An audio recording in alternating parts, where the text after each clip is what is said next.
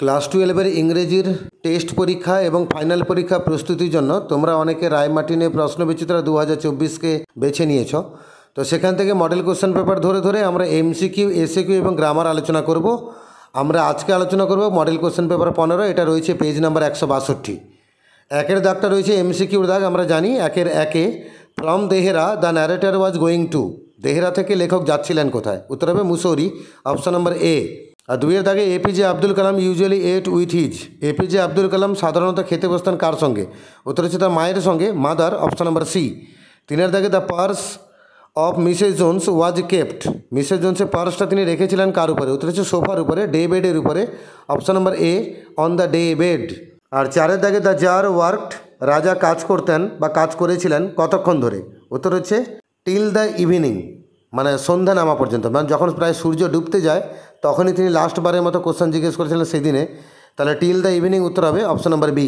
এবারে পোয়েম থেকে চারখানা এমসিকিউ আছে। পাঁচের দাগে the earth cave is created when the tree is. মাটিতে গুহা বা গর্তের সৃষ্টি হয় কখন? না, যখন মূলটাকে উপড়ে ফেলা হয়, আপরুটেড, অপশন নম্বর এ। ছয়ের দাগে the red holes in the soldier's body depict. সৈন্যটার শরীরে যে দুটো লাল ফুটো দেখা গেছিলো সেগুলো কিসের চিহ্ন? উত্তর হচ্ছে bullet wounds, option number C, মানে গুলি ঢুকেছিল, বুলেট ঢুকেছিল শরীরে, তাই। আর সাথে দাগে দাউ art more lovely and more temperate. তুমি হও বেশি সুন্দর এবং বেশি টেম্পারেট। এখানে টেম্পারেট মানে কি? টেম্পারেটে মানে হচ্ছে মডারেট, ভদ্রস্থ বা শান্তস্থ, অপশন নম্বর বি। আর আটের দাগে আছে the word the describe the meadow in the poem the poetry of earth is. Actually the poetry of earth এই কবিতায় যখন মিডোজের বিবরণ দেওয়া হয়, তৃণভূমির যখন বিবরণ দেওয়া হয়, তখন সেটাকে কেমন বলা হয়েছে? উত্তর হচ্ছে নিউ মোন, মানে নতুন বানানো হয়েছে, অপশন নম্বর সি। এবারে আমরা নাটকটা থেকে এমসিকিউ আলোচনা করব। নয়ের দাগে the proposal is written by. Proposal নাটকটা লিখেছেন কে? উত্তর হচ্ছে Anton Chekhov, option number C. আর দশের দাগে চুবুকভ ওয়াজ। চুবুকভ কে ছিলেন? উত্তর হচ্ছে নাটালিয়ার বাবা, নাটালিয়াস ফাদার, অপশন নম্বর বি। 11 দাগে the number of the characters in the play is. এই নাটকে মোট চরিত্রের সংখ্যা কত? উত্তর হচ্ছে 3, অপশন নম্বর এ, 3। 12 দাগে the Russian society in the late 90s believe that dash would bring about economic stability.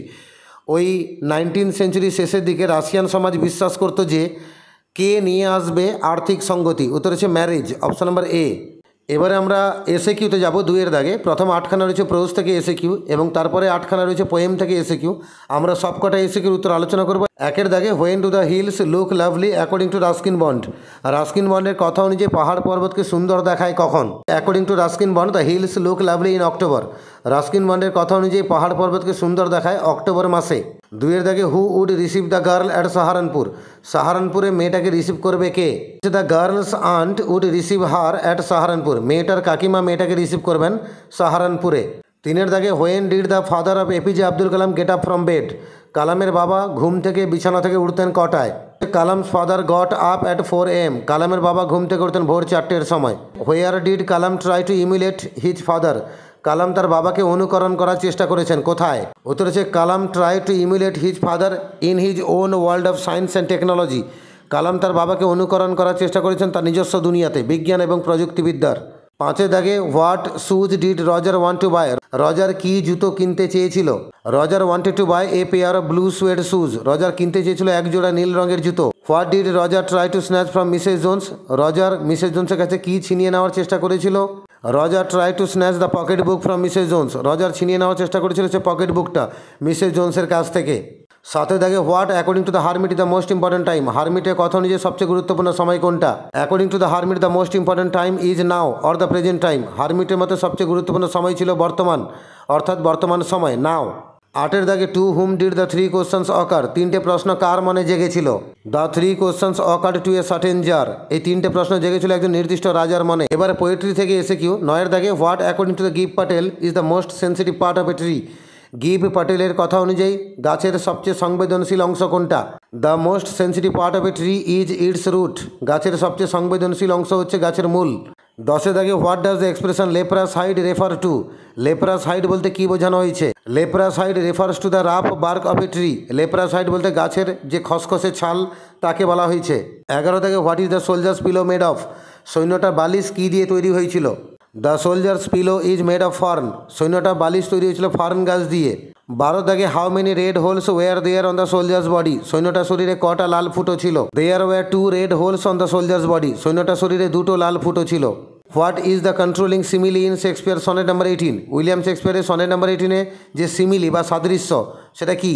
The poet brings out a simile by saying that his friend's beauty is as immortal as his verse.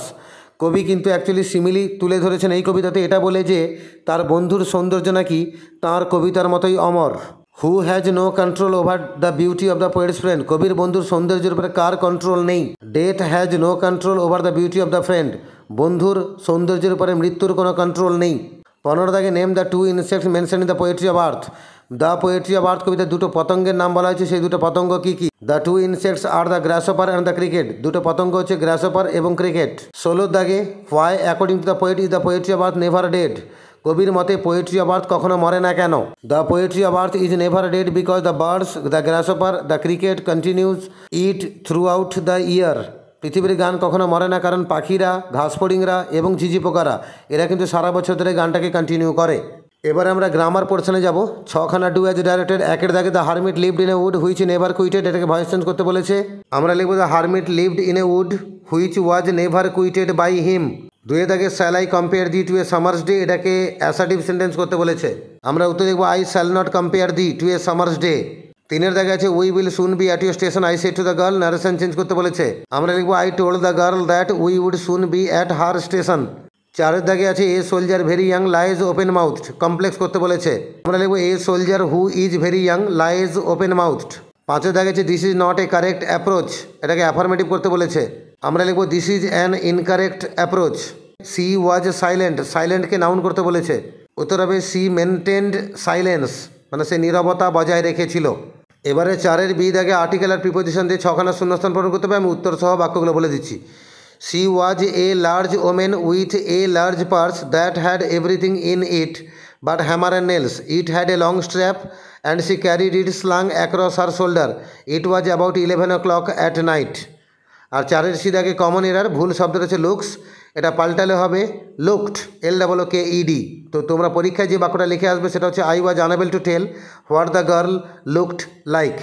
এইভাবে model question paper 15 থেকে আমরা MCQ, SAQ এবং grammar আলোচনা করলাম। এগুলো মনে রাখার চেষ্টা করবে, এরকম প্রশ্নই পরীক্ষায় পাবে এবং তোমাদের টেস্ট পরীক্ষায় আর ফাইনাল পরীক্ষায় ইংরেজিতে MCQতে, SAQতে এবং গ্রামারে নাম্বার পেতে কোনো অসুবিধা হবে না।